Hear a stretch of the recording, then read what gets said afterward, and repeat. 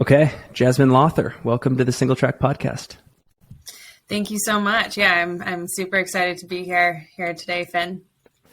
I think you just registered one of the most impressive performances at any mountain ultra trail running event that I can recall, at least in the past couple of years. I mean, anytime you take down a Beth Pascal course record, that's front page news. How are you feeling right now? Yeah, still pinch me. It's real. Every single day post race, it's been so surreal. Yeah, that's really how I can describe it. It's surreal. Well, I definitely want to go through race day, how everything was executed, and then obviously talking about what your summer plans are potentially with Western States and UTMB and beyond. But I do think it'd be interesting to get into your background a little bit. And I think we have a mutual friend, Dave Stevens, who's been on the podcast. Great guy. Also had a great performance this past weekend at Canyons. And I think one interesting thing there is you're both based in Nelson, British Columbia, which just came on my radar a couple months back. And it seems like a pretty cool mountain sports town. And it's produced a lot of great athletes like yourself and Dave. So could you just talk a bit about the scene a little bit and what makes it a great place to live and train? Yeah, we're really putting Nelson on the map. So it's been great. Yeah, Nelson's this cute little ski town. It's super humble, very, very open. Back in the day, it was always this hippie town. I actually was born and raised there. And yeah, it's very colorful, lots of arts and music culture. And then I got to say the skiing is really great. We've got awesome powder skiing. And then there's a big mountain biking scene, lots of trails. Yeah, so it's a great place to grow up, and it's a great place. Now I've just moved back there for the past 4 years, and I'm kind of settling down a little bit more, you could say. But it's been a great training ground as well. It does come with its challenges, of course, being a little bit smaller, and then also in the winter. I can get into that a little bit later, but yeah, it's been a super fun place to keep training. Yeah, I'm definitely curious to get into, what type of mountain athlete you identify as now, given the success you're having on the ultra scene. But talking a bit more about Nelson, do you have regular training partners there, or are you mostly doing the bulk of your activity solo, like in the lead up to Canyons, for example? Yeah, good question. I definitely mostly train solo, and there's a few reasons for that. One, I think running, I do like it somewhat as an independent sport, and I like to just go off and kind of be in my own headspace and go my own pace, and for workouts and things like that. I don't know. Yeah. And maybe I just haven't experienced a full running community, and Nelson's getting there. It's growing. Actually, I would say kudos to Dave Stevens, because he organized with a few other folks the first ultra race that I ever did, and then that definitely Nelson has ever seen. It was Tackle the Toad back in 2019. And I signed up for that totally on a whim, and hadn't really trained at all for it, but came out doing pretty well. And ever since then, every single year, I see more and more people getting into ultra running. So it's growing. I can still count on my hand the number of people that are like actually running longer distances. But there's a scene of runners showing up for sure. And there is a run club once a week, and definitely people get out together. So yeah. And then even with Dave Stevens, who came down to Canyons, we had James Crossman from Roslyn, which is another small ski town really close to Nelson. We had Thibaut Comel. He was in the 50K, and he actually came in 5th place, which was super awesome. And yeah, so we've got a little crew, hoping to do some more races with all of them. And every once in a while we link up and go off and do a nice long run or a mountain adventure together. So it's pretty fun. Yeah. It sounds like you have to adjust with the seasons there. Like winter can be pretty difficult. It can be difficult to be a runner there in the winter. And so I'm curious, like if I'm a tourist and I'm coming into town, and you are showing me like the marquee ski routes, climbing routes, running routes. Where am I going depending on the season? Like, where am I going to run in the summer? Where am I skiing in the winter? Where am I climbing in the fall and spring? Yeah, really great question. And okay, so we're going into summer. So a really fun place to run that has trails is called Kokanee Glacier Park. It's a provincial park, and it's just stunning. And the trails are really flowing, and it's all runnable. You can spice it up and make it a little bit more scrambly. You can even bring some rope. I've even done there's a glacier and you can hop over some crevasses if you want to. So it's got something for everyone up there.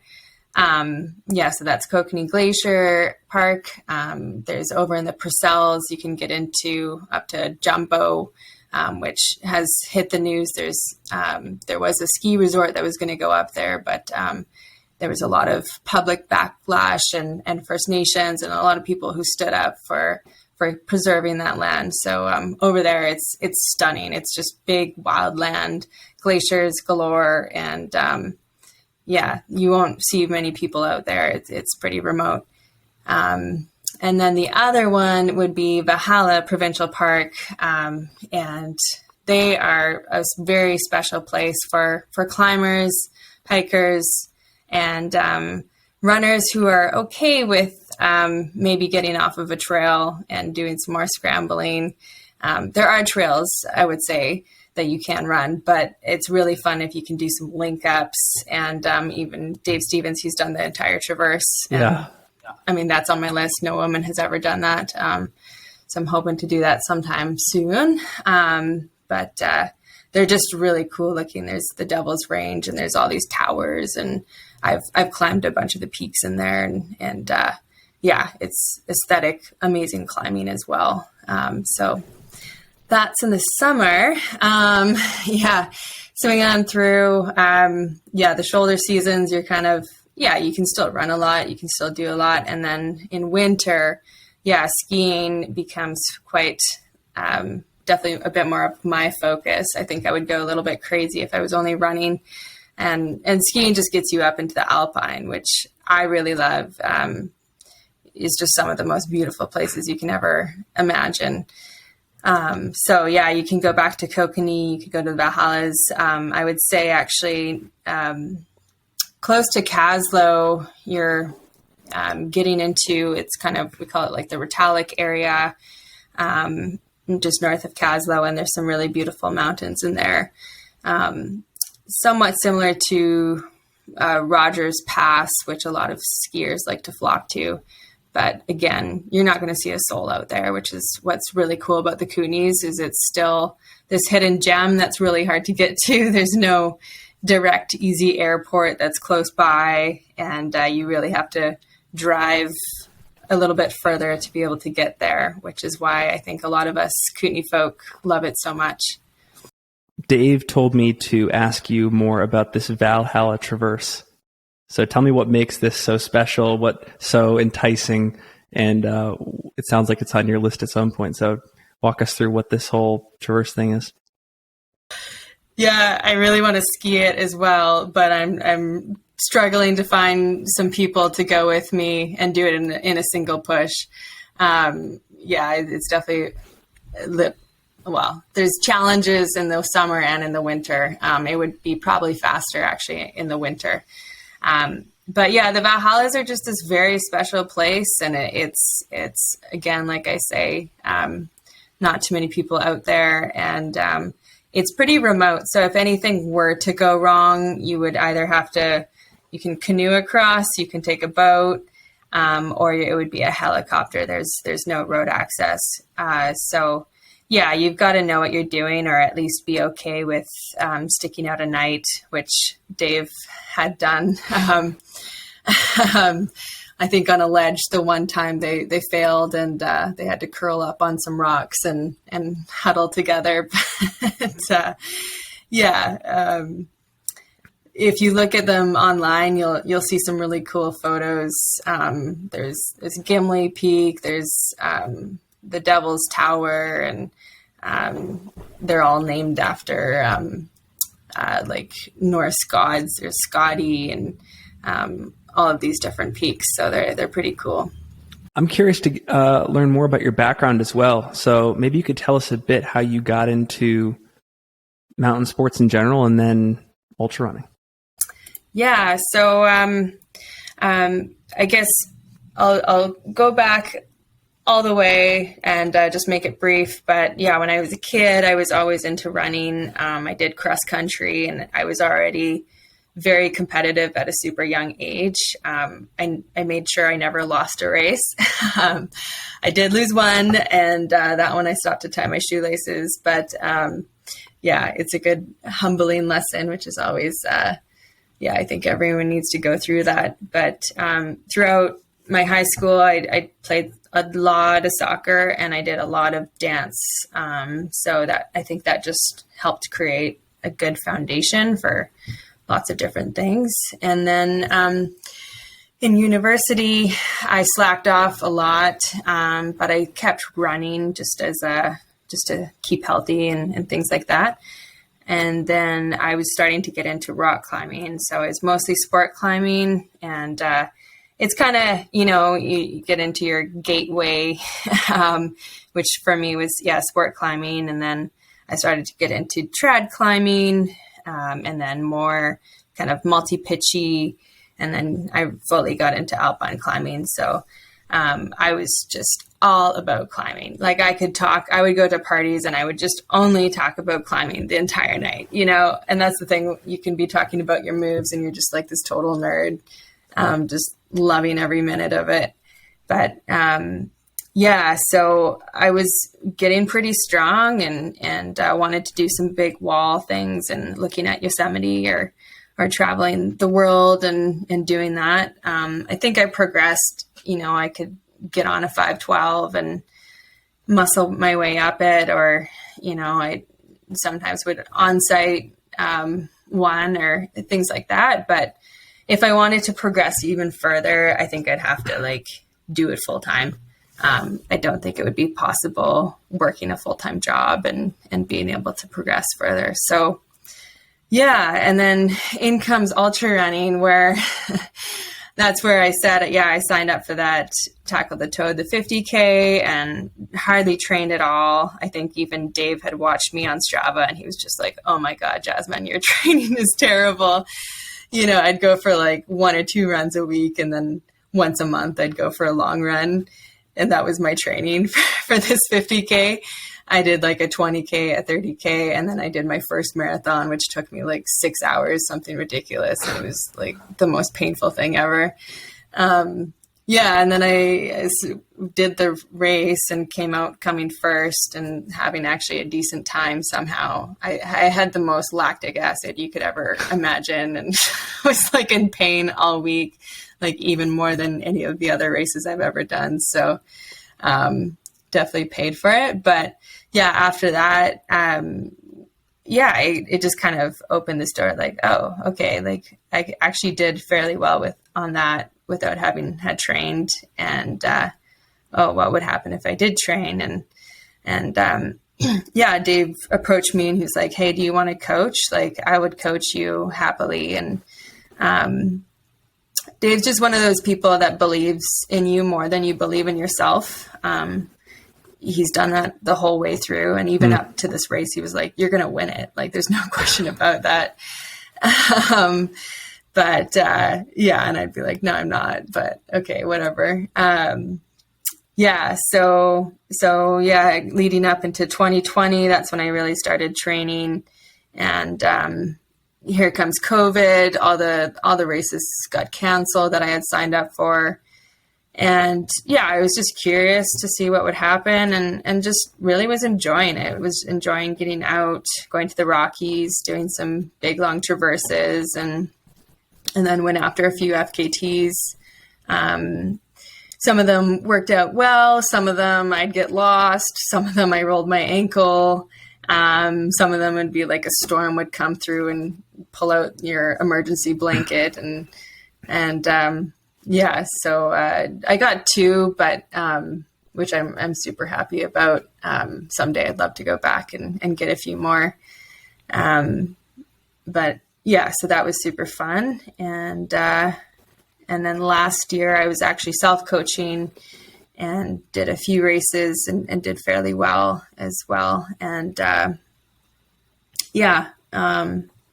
coming up to this year, I guess. And over the time, I've just decreased the amount of time I'm doing other things. And I just have focused more on running. And if you want to progress at something, I've realized you kind of have to let go of those other things. So yeah, I wish I could be climbing as well, but it's just not realistic with everything else on my plate. So someday maybe I can go back to climbing, which I would love to do. And it'll always be there for me. So yeah, that's my long answer. Well, I'll tell you, you said a lot of interesting things. I've made a note to come back to a couple of them. I think, yeah, you mentioned entertaining full-time athletics at one point, and that's interesting to me because you have that background in climbing, and I don't have a climbing background, but I see all the movies, and climbers are extremely creative at living, like making things work around their craft, like more so than runners, in my opinion, more so than skiers. Like they have the dirtbag lifestyle just like dialed. So very interesting. And then I think you said something interesting there when you said, if you want to progress at something, you have to let go of other things. So I made a note to come back to that. But one thing I'm curious about, given that you have this experience in so many mountain sports, skiing, climbing, running, who are your inspirations in those realms? Whether it's in running or climbing or skiing, are there any particular athletes that over the years you've looked up to, or you've just gotten like a ton of stoke and inspiration from, and they have a big influence on how you approach athletics yourself?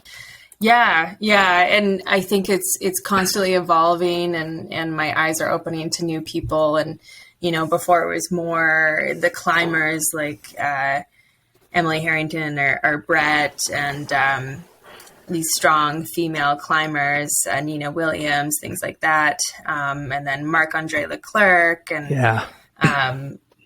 just to name a few of the fearless climbers and skiers I see out there. And they're doing things that no one has ever done before. And sometimes it's like, oh my gosh, do they have a death wish? But at the same time, you can just see that they're so in something that they're so passionate about. And then with running, it's slowly kind of, I'm learning about who's in the game, and still very naive about the whole community and getting to know people. But a few people, I could name a few, like even I just learned about Hillary Allen's story, like literally like 2 weeks ago. I just learned about her story and her falling off that cliff and her comeback and her determination to keep with it, and coming back even stronger. So yeah, super inspiring there. Some other runners, Judith Wider and Ladia, for being moms and also these amazing athletes. Like I just can't even fathom, but they pull it off and they come back, and it's like, it's something that terrifies me, and something that maybe someday I'll be going down that realm, because I do love kids a lot. But as an athlete and as a female, I think that it's something that we kind of have to face, and it's a really hard decision. It's a really hard thing to, go down that path. So I think for those females, major inspiration for me. And then some of the other people, I mean, like, God, you can name Killian, but whatever, he's always doing amazing things.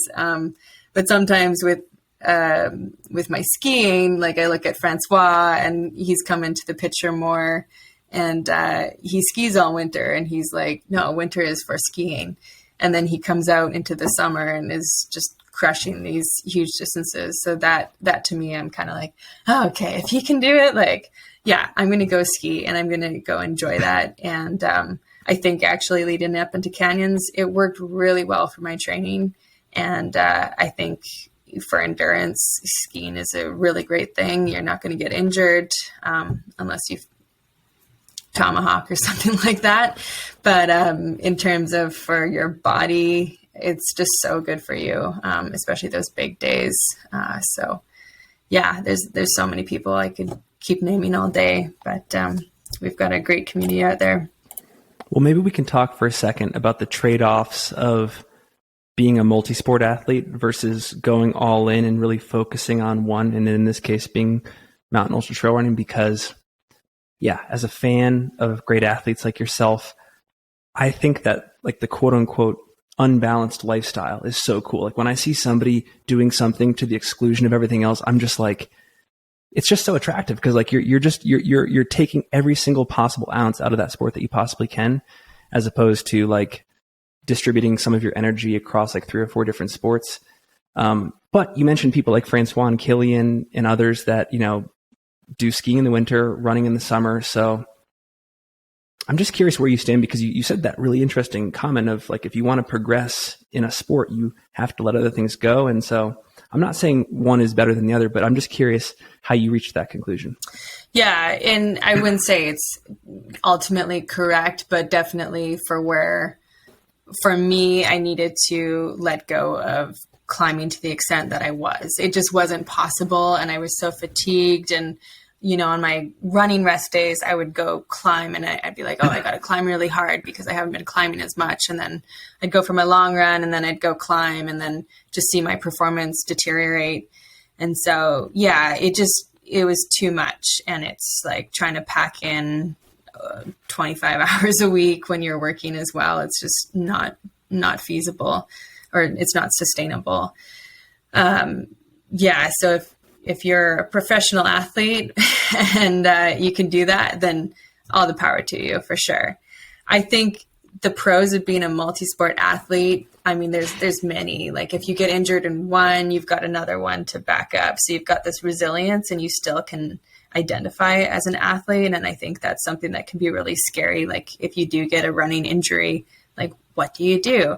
You know, you can hop on a bike, or sometimes, yeah, you can go climbing and you can do these other sports, which just allows you to, I think for your mental health, you would be a lot more sustainable and resilient.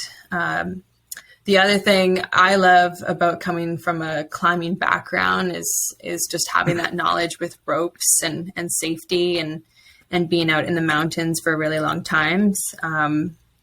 Oftentimes my alpine climbs, you're out there for 15 hours and you've got to keep moving. Like if you stop, then you're going to be in a super dangerous situation. So, yeah, there's that. And then tying it in with ultra running, I was always really excited. It's like, ooh, I could bring, you know, a really lightweight rope and a bit of gear and go do like this big traverse, but do like a speed ultra climbing kind of thing.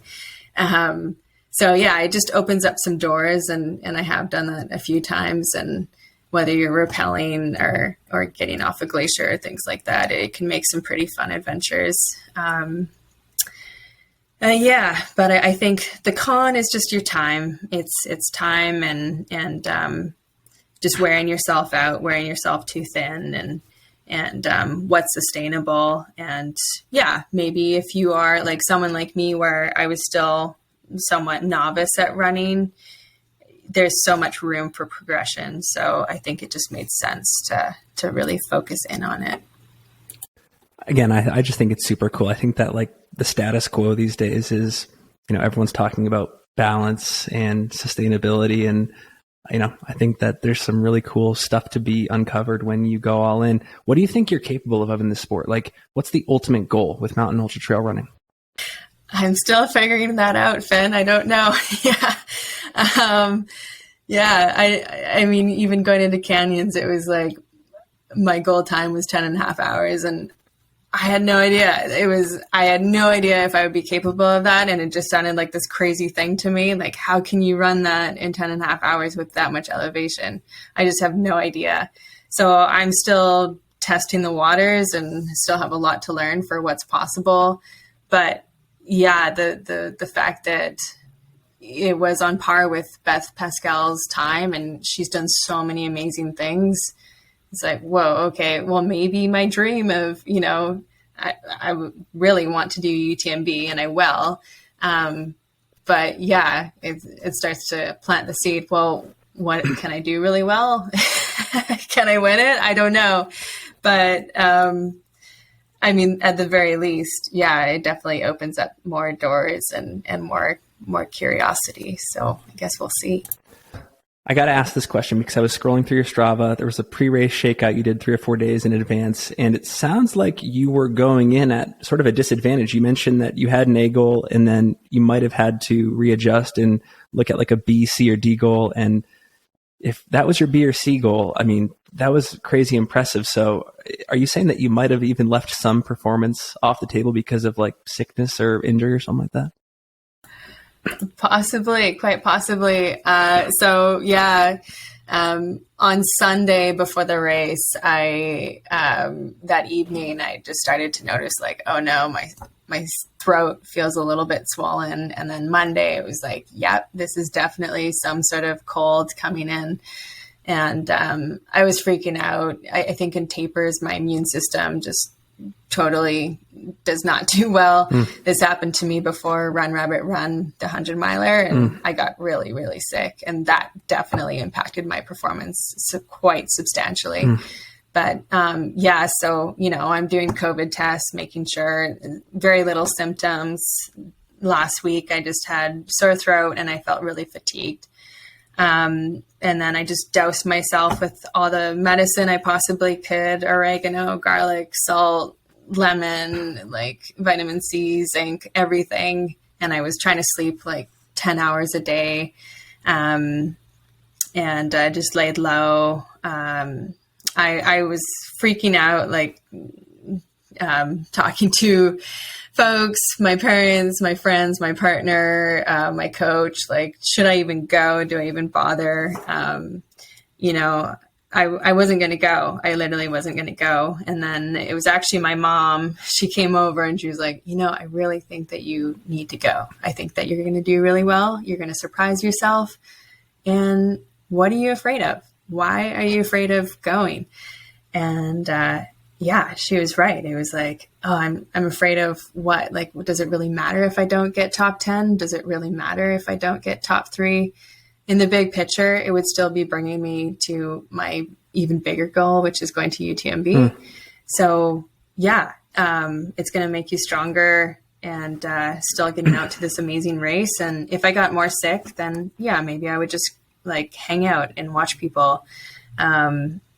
So yeah, I went down, I felt pretty all right. And then I had a few more nights of sleep and came out actually feeling pretty good. So I think I got over the worst of it for sure. And on race day, I felt pretty normal. So I think for the most part, I was really lucky there. It was like the softest little blip of a cold possible.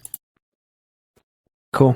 Well, maybe we transition to a little bit of race analysis here. I'm curious, you mentioned in your post-race interview with I Run Far that when you got to about the 25K mark in the race, you were surprised to be in the lead. You thought that you were chasing at least a couple competitors ahead of you.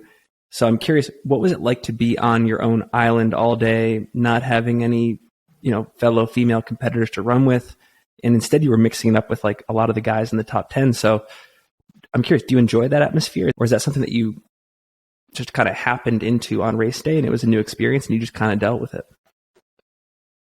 Yeah. So I was in total disbelief that I was in first place for quite a long time. And then it wasn't until, like you say, the 25 kilometer mark where, okay, everyone is cheering that I'm the first female. All right. All right. It's true. Yeah, it just totally stoked my fire. Like all engines were on, everything was feeling really good. And before then, when I thought I was in 12th place for the longest time, it was like, oh, I feel so flat. Oh, I'm not meant for this sport. Oh, I should, like, why did I even come? Like, of course I'm doing not very well and all these negative thoughts, but it was like, well, keep going. Like maybe it's 100K. Maybe I'll be able to catch up and be top 10, whatever. It's all right. But that was going through my head. And once the switch happened, it's like such a different psychology. It's like, okay, I'm in first place. I just need to make a gap and just make sure I feel good. And I feel like I'm on fire right now. Yeah. So it's so cool. I mean, absolutely. I enjoy that. And, and just running with the guys and seeing some of them going really fast up hills. And then later on I'd be passing them and things like that. So, I felt pretty good throughout. There was definitely a few points where I think I got a little bit too hot in the sun, like around Forest Hill. I was fighting off some nausea, but was just keep on the fuel, keep on the hydration, and keep moving. You're going to get through this. And let's just make the biggest gap possible. So, that was kind of, I like that psychology when you're in the front. It's different. You can't ask people how far ahead people are. I really wanted to know how far behind they were, but no one could tell me. So, yeah. This might be a weird psychological question, but I think it makes sense in this context. Do you prefer to be a leader or a follower? And this could be in a race context or in other areas of life as well. Yeah, I always find that interesting, and especially with the biology background. We're social beings, so I often do find myself as a leader or as like an alpha. And even sometimes like with skiing, when you're assigning your leader of the day, it is interesting because I do find even if I'm with a group that I don't really know, they often do assign me as the leader. Whatever it is, whether it's pheromones or just your own social conduct, I think it all feeds in. But I think I do like to be a leader. There's maybe a few social instances where I'll totally be a follower as well. But it is. I think that's a good question. And then once you were like firmly understanding that you were in the lead and well ahead of the rest of the race, I'm curious, were there any doubts at any point or low moments in the race? And if so, what strategies were you deploying to get through, to push through, and obviously to finish where you did? Yeah, I think on some of the climbs in the latter half, I just noticed, okay, I'm not climbing, or I'm not able to run quite the same grade I was at the beginning. I still, my forte is kind of steady climbs, but some of those slightly steeper grades, I was having to power hike a lot of them. And so, I was just a little bit worried that some of those other strong women might be catching up to me on some of those hills. But it's just, you kind of have to have faith and no matter what, just keep moving. And even if they are going to catch up to you, like what's going to happen? You're still going to survive. It's all going to be okay. I think I just knew, okay, I've got at least a golden ticket locked in for sure, without a doubt. And then at Deadwood, there is a loop there. So I was very, very sure to ask the aid station people how far behind the next female was. And they were like, you don't need to worry at all. But they wouldn't give me a number, but that's okay. Just keep trucking. And if there's any sort of mental challenges, it's just chitter chatter and just enjoy it, come to your senses and just take in the air, the scents, the smells, and everything that you're seeing. So I think that always helps me whenever I'm in a weird mental space. So you've mentioned UTMB a couple times in this conversation, which is interesting because you got the golden ticket here at Canyons, and I think you accepted it. So you're going to be going to Western States first in June. Am I correct in assuming that you're going to attempt like a Western States UTMB double this summer? I've got to figure out what I qualify for and what I can do. I think I can do CCC. I'm not sure if I can do UTMB. Okay. And maybe CCC is a good place to start. And it's on a section of the UTMB course, and it would be going against all the Europeans and all like that. So maybe that's a good place for me to start. And then maybe in 2023, I can go for UTMB. But that would be amazing. Well, what are your initial thoughts about States? Like, do you have any expectations? Because it's a pretty quick turnaround, and I looked at your ultrasound. I don't see 100. Oh, actually, I see Run Rabbit Run. So you do have experience at the distance at a pretty tough race as well. So what are your expectations there? Yeah, I'm very curious. It'll be interesting, and I'm really thankful that Canyons is on a good portion of the course, and coming off of a good win that puts me in a good headspace. Yeah, it'll be interesting. Lots of heat training coming from Canada. So yeah, it starts off with that big climb, and then you're on kind of a downhill descent, but still with a lot of climbing throughout. I feel really good about it. Yeah, we'll see what happens. But I felt even pretty good at the end of canyons. I think there was still, mentally you're always preparing for the distance that you sign up for, but my body held up really well throughout that race. And I'm very thankful I did Run Rabbit 100 miler, and that just adds a sense, okay, I can do this distance, and I'm stronger now. And as long as my body can hold up, hopefully maybe I'll go out with some of the same strategy I used for canyons, which was a little bit of a fluke, but we'll see what happens. It's a different playing field, of course. I was just going to ask if you were going to deploy the exact same strategy at canyons for Western, and maybe I'll just pose a hypothetical here, because I'm curious about like confidence, for example. Let's just say that the strategy at canyons didn't work and you experienced like a blow up at mile 40 or 50. Are you somebody that still has confidence in your abilities? And if there's another opportunity to race, let's say Western States or CCC, whatever is next in your lineup, you're going to double down, triple down, you're going to try it again, and you have faith that it's going to work? Yeah, I have faith that no matter what, I would do well. It's just, whether I would win or not. I would have faith that if everything holds up body-wise, that I would be top 10. And that I'm always happy with. And even if I didn't make that, still going to Western States this early on in a running career, I'd be super grateful about. But there's just somewhat of a certainty there, or just like this feeling of faith, I don't know, that I get with these races. And so there's, I guess it's like trust. It's like I have that trust in myself, which is cool. Of course, if I did blow up and everyone was like, oh, she's a fluke. I'm going to continue on, and I would train as much as I possibly could for something over in Europe, for sure.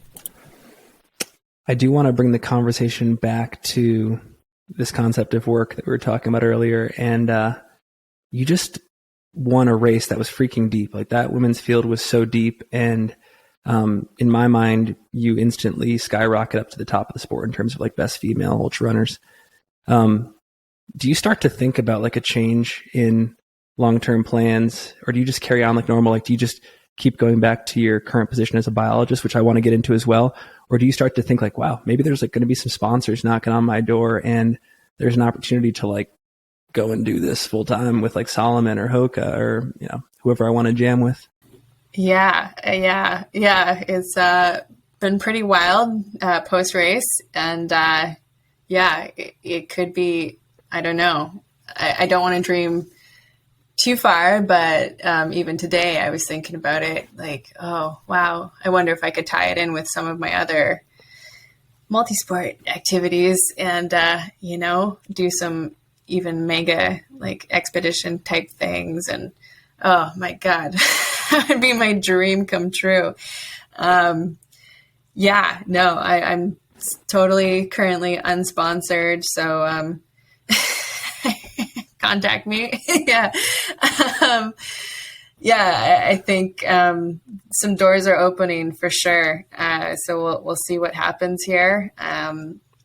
I've got to come down to my values and see what aligns and what kind of makes sense and fits. So I've got a lot to learn definitely in that area. So I've been really thankful. A lot of people have been reaching out in the ultra running community across the world, and they're offering me some advice on sponsorships, contracts, and just going into the professional athlete sphere. So major thank you to everyone who's been doing that. Do you have experience back in your climbing days? Did you have experience like living out of a van or doing like the dirtbag lifestyle? A little bit. I did travel around New Zealand in a van for some time. It was supposed to be for a full year, but I ended up staying just for 4 months. But a part of me was like, oh, I need to be doing more for society and for the world. I don't know. I felt a little bit guilty. Yeah, so maybe a part of me also needs to still feel like I'm contributing to bettering the world in some way. Yeah, I definitely have been there a few times in my life.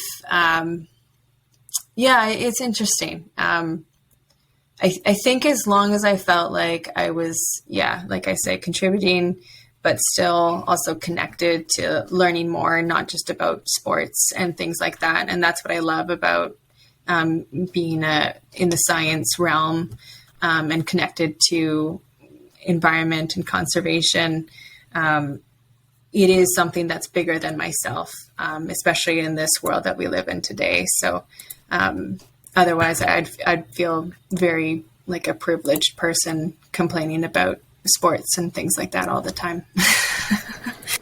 I definitely resonate with that urge to sort of, be a public servant, to serve your community. How can I be other-centered? Maybe this is a good opportunity to talk about your current career as a biologist. What do you do exactly? And I'll also preface this by saying it looks like you've done some pretty cool, like climate activism-esque stuff on your social media handles like Instagram. So maybe talk about that as well. Yeah. So in my work, I'm a plant biologist or an agrologist, which is technically the ecology of agriculture, but I wouldn't say that's really what I do. I work in restoration and rehabilitation of definitely more so disturbed areas. But and then I focus in on plants and vegetation. So oftentimes I'm working with invasive species.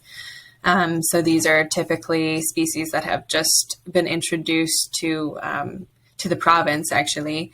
And so it's all about early detection and rapidly responding. So a lot of these species have impacts on, it could be on agriculture and the economy. If they get into crops, they'll completely devastate them. Others, like right now, we're dealing with a lot of grasses, and they just take over grasslands, shrub steppe ecosystems. Lots of them are in the States as well. And they make it's totally unpalatable to livestock and wildlife. And then not only that, oftentimes they senesce quite quickly, so they'll dry out. And a lot of the big fires that we've been seeing are caused by invasive species, or at least contributed partially to them, because it's a huge monoculture and it becomes a horizontal fuel source. So with climate change, invasive species, and all of the disturbance that comes with that, it just makes this big issue even bigger. So yeah, I see a lot of those. I could talk about it all day long, but yeah, so I'm a plant nerd. And then with yeah, you might have seen on my bio and stuff, I'm doing a little fundraiser right now. It's for one of our local nonprofits in the Kootenays, and they do great work for wildlife conservation and climate change advocacy and preserving old growth forests in British Columbia. And yeah, they work long and hard, and I've got to give it to them. So I'm just doing a little fundraiser as a metaphor for climbing the huge mountain of what climate change can stand and make us feel totally paralyzed. I'm hoping to do it this May, if it still works with my training plan for Western States, which it actually maybe could, would be doing repeats on our little local hill in Nelson to make up Everest in elevation. So I'll do at least 9,000 meters, and part of me is a little bit OCD. So if I'm feeling okay, then why not make it 10,000? Yeah, so we'll see. I hope to do it. And I know my quads will be killing me, but it would make me a heck of a lot stronger. So yeah, why not? There's a lot I want to ask you there, but for the sake of time, just one question. It's kind of big, so you can take it wherever you want. But are you optimistic or pessimistic about what we can do as society for the climate? Yeah, a little bit pessimistic, if I'll be honest. I don't know if what needs to happen is just totally shaking us all up. I hate to say it, but yeah, we're reacting really slowly to this urgent thing that's going to get worse and worse over the years. So yeah, we'll see what happens. But yeah, in the next 50, 100 years, a lot's going to change. So we have technology on our side and innovation and progression. So with that, hopefully we'll come around and we can make some big changes. But it'll be interesting how it all plays out, and maybe some big scientific discoveries will help save the day. But yeah, it'll be interesting what the Earth looks like in 100 years, and it's not going to be the same, that's for sure. Well, really enjoyed this conversation. I like to close out with a couple rapid fire miscellaneous questions. The first being, why do you care so much about our sport? Where does the passion come from? Yeah, what is the why? Yeah, always got to have a why, especially in these long distance running. I think it just comes down to the challenge and doing things that you don't know if you're capable of doing, whether it's a 50K race or whether it's a 100-miler. Every race is different and doesn't even have to be a race. It could just be running something that you've never run before, and takes you to all of these beautiful places. And usually you just get into that flow state and just find total peace. So yeah, the challenge, the mental state, and these beautiful places it takes me to. What is something that you used to believe strongly earlier in your mountain sports career that you have changed your mind about, and why? Yeah, this question, it's interesting. I'm not totally sure. I don't know. Yeah, I wish I could go back to even the earlier days. I remember when I was first learning about ultra running and just not even understanding how it was possible. And I had a handful of friends who were doing it, and it was just like, yeah, it's so refreshing. And you have to remember those days when you did not understand how it worked. Yeah, I guess now I know a bit of the secret, and that's with the training. Maybe it's just that, you look at the race result and that's just the tip of the iceberg. And there's all the training that led up to that. And that's really like how you got there. So yeah, maybe that's my answer. You can take this in any direction you want, but maybe I'll initially ask it around climate. Are there any good environmentally related books, podcasts, movies that you've consumed recently that you think the audience might enjoy? Like they're relatively accessible and would be interesting. Ooh, good question. Yeah. I haven't actually on the environmental side for too long. I would say everyone needs to watch the documentary Anthropocene. It's a beautiful documentary, and the images in it are just jaw-dropping, like beautiful, but then also just I don't know how to describe it. You're like horrified but awestruck at the same time. So Anthropocene is a must-watch for sure. Last question. If you could put a message on a billboard for all to see, what would you say and why? Yeah, I love it. Anyone can be an ultra runner. Anyone can be an ultra runner. Truly, truly believe that. Yeah, if you can move and, you just got to train and be consistent, and anyone can be an endurance athlete. So, yeah. A perfect message to help bring our sport to the masses. Jazmine, this has been awesome. I will make sure to link to all of your social profiles and other resources in our show notes page. Hope to see you at CCC later this summer. We'll hopefully do like a pre and post race interview there, depending on what you do. And before we go, anything else you want to leave the audience with? It's just been great. Super fun to be on this podcast, and I'm excited to listen to more of your recordings. So yeah, I'll see everyone over at Western States in a very short amount of time. Thank you so much. We're excited. Thank you.